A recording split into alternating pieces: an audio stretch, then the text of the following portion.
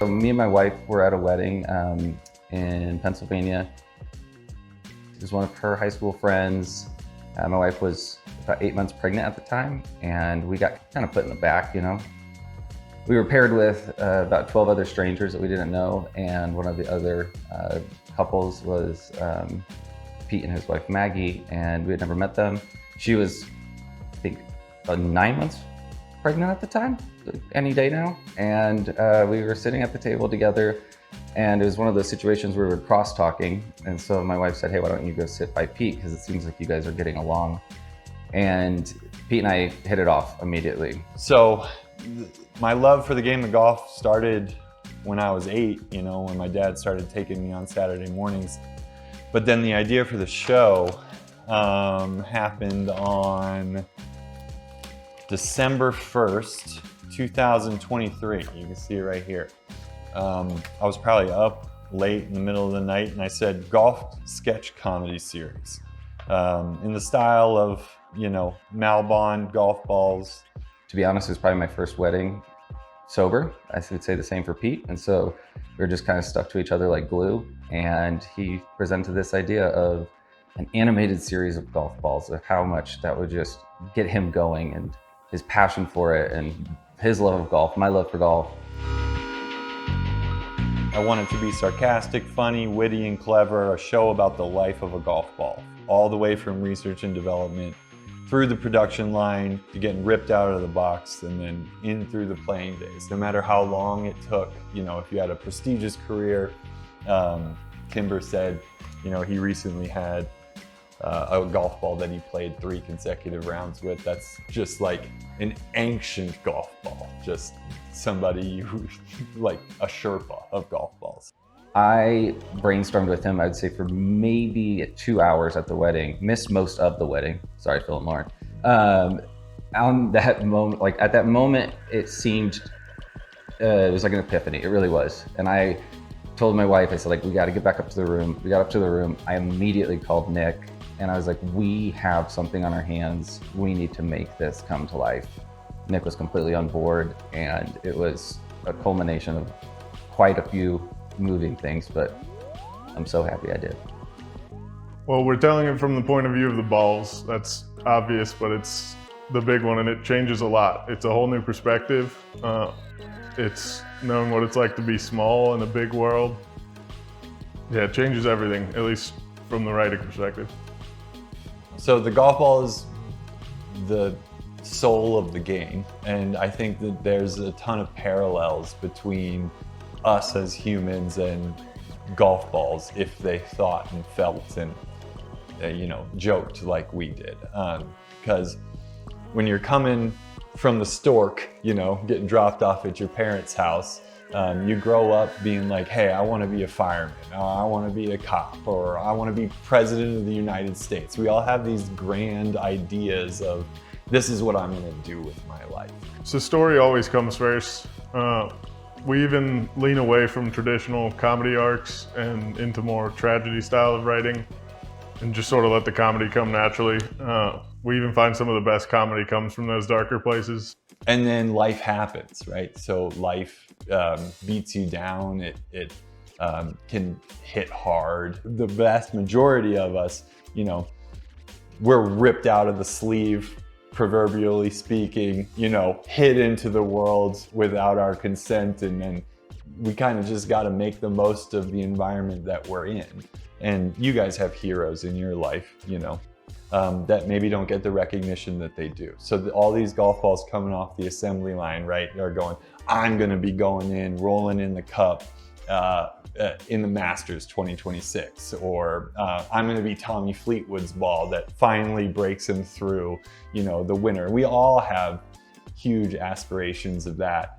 And, you know, we want the most out of our life. You can get some good hops, some bad hops. And I just thought that that was a good parallel for using golf balls as a medium to tell the stories about everyday people. It's not the typical heroes that you're going to see in this show. It's the unsung ones. There's really nothing exactly like it. We've got the same style of comedies like movies like Happy Gilmore, but there's not a ton of new age, you know, our generation making this type of golf content. I think it's so easy to talk about ideas. I think it's so easy to say, this could be fun, this could be a cool concept to bring to life. And everybody has those wishes, those ideas to actually execute something and to be able to revel in that moment. That's something special. For the look we really wanted this to look high quality. We wanted the best possible animation we could get, and we thought, you know, since we're going golf balls, they're these round spheres in nature, we wanted 3D animation. And, you know, traditionally for adult animated comedy, that's not the case, but we wanted to really stand out amongst the adult animated comedies that are out there. We want to look really good, but also just be something relatable that everybody could watch, so. I would say looking at other 3D animation like Cars and the way they're able to bring comedy in. Obviously things like Sausage Party, South Park for comedic inspiration. Yeah, love Mike Judge shows, Dan Harmon shows. I think one of the biggest struggles early on and through the process has been distance. I personally live in Hawaii. Nick and TJ, they live in California. Pete's in Tennessee. And as of this recording date yesterday, is the first time we've actually all been together in person. And so there's a cadence and a flow to any relationship, to any type of work venture. To have to do that all through Google Meets, through text messages, through emails, and not be in a physical location together definitely has its challenges and some pretty interesting times, to say the least. I mean, it feels amazing. Like, really, I would say I'm most proud of our team as a whole. Like, where we've come from, where we started this was, you know, it was an idea. Everybody, like you guys have said, you know, you can get the hammer halfway in, but you got to put it all the way through. All of us have committed to this thing fully, and it's been cool to watch all of us grow around this project where, you know, like, we've all learned how to communicate better with each other. And like, the distance has been a huge issue, but like, we've overcome that. And like, I'm just proud of us because it feels like if we could do this, we could really do anything. You know, what I'm most proud of is just the progress that we've made so far. I think there's an argument that could be made that I'm a guy that hits nails halfway in. And so to see this one get flush against the wood is just so awesome. Yeah, to be all together is surreal. It feels like a dream that you never thought was going to come true. It feels like something that you've wished upon, and then to finally have all of our itineraries, to have all the flights, and like you're saying, like, wow, this is actually going to happen, and then to have everybody together is truly a special moment. Definitely how far we've come. I mean, all of us and the project, how good the trailer looks, how good the merch looks, everything has just come together really this weekend. So it's been beautiful. For us, in 12 months and 5 years from now. So I would say 12 months, we will hopefully be fully funded. We'll have a season under our belt. We'll be out there in the world.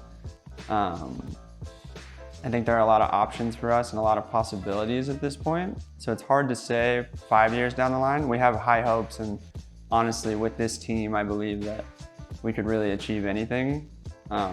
Pete has this great quote where we're a foursome, right? Where one of us leaves off, the other is able to pick up. And with that, I think really there is no ceiling for us. I guess the inspiration for the show came on a wild, probably Tuesday night. Let's look up what December 1st was, 2023. But I wrote it down in my notebook that I wanted to write a show about golf balls, and now I'm here talking about it. So